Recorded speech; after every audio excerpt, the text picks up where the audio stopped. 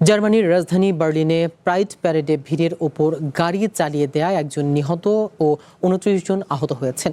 রবিবারের এই ঘটনার পর স্পেশাল ফোর্সেসের গুলিতে সন্দেহভাজন হামলাকারীর মৃত্যু হয়েছে। পরিস্থিতি যাই হোক, নগরবাসী সন্ত্রাসের কাছে নতি স্বীকার করবে না বলে জানিয়েছেন বার্লিনের মেয়র কাই ভেগনার। AKS অর্জন করল গিনেস ওয়ার্ল্ড রেকর্ডস। AKS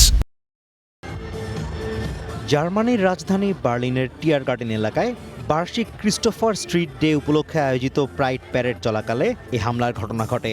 ভিড়ের ওপর হঠাৎ একটি সাদা গাড়ি তুলে দেওয়ার পর গাড়ি থেকে নেমে পথচারীদের ওপর ধারালো অস্ত্র নিয়ে ঝাঁপিয়ে পড়ে হামলাকারী।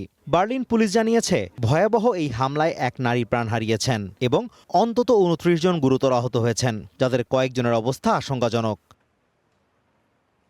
হামলার পর সন্দেহভাজন হামলাকারীকে ধরতে ব্যাপক অভিযানে নামে আইন শৃঙ্খলা রক্ষাকারী বাহিনী।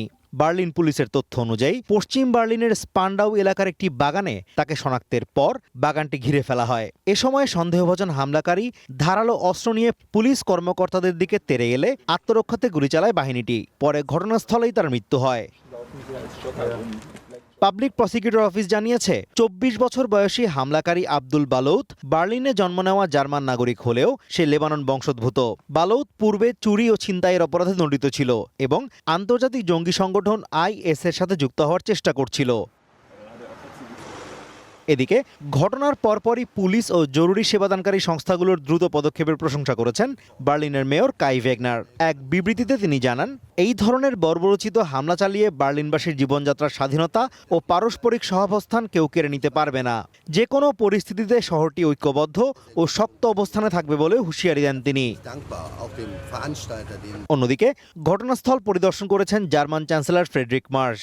এ সময় এই ঘটনায় হতাহতদের প্রতি শ্রদ্ধা জানিয়ে মাথা নিচু করে কিছুক্ষণ নীরবতা পালন করেন তিনি। Azimur Rashid Kanak, one international desk.